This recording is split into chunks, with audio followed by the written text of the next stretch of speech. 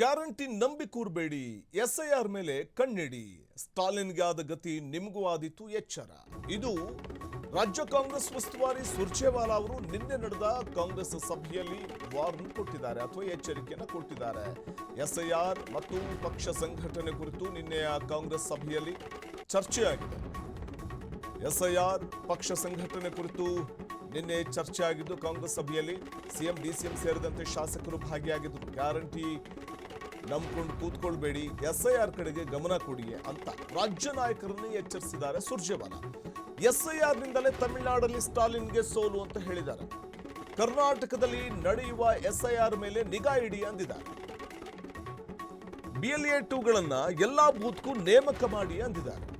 Booth ಹಂತದಲ್ಲಿಯೇ ಲೋಪಗಳನ್ನ ಪತ್ತೆ ಹಚ್ಚಿ ಅಂದಿದ್ದಾರೆ.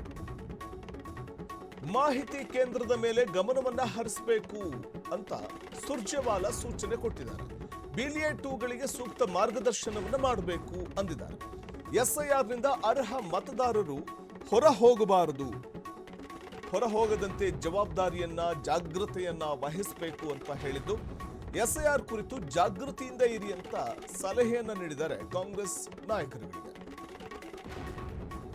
ಇದು ಸುರ್ಜೇವಾಲಾ ಅವರು ಕಾಂಗ್ರೆಸ್ ನಾಯಕರಿಗೆ ಕೊಟ್ಟಂತ ಖಡಕ್ ಸೂಚನೆಗಳು. ತಮಿಳುನಾಡಲ್ಲಿ ಅಸೆಂಬ್ಲಿ ಚುನಾವಣೆಯಲ್ಲಿ DMK ಸೋಲಿನ ಸುಳಿಗೆ ಸಿಲುಕಲಿಕ್ಕೆ ಪ್ರಮುಖ ಕಾರಣ ಎಸ್ಐಆರ್ ಅಂತ ಹೇಳಿದ್ದಾರೆ. ಅಂದರೆ ಅಲ್ಲಿ ಆಡಳಿತ ವಿರೋಧಿ ಅಲೆ ಇತ್ತು, ಅದು ಬೇರೆ ವಿಚಾರ.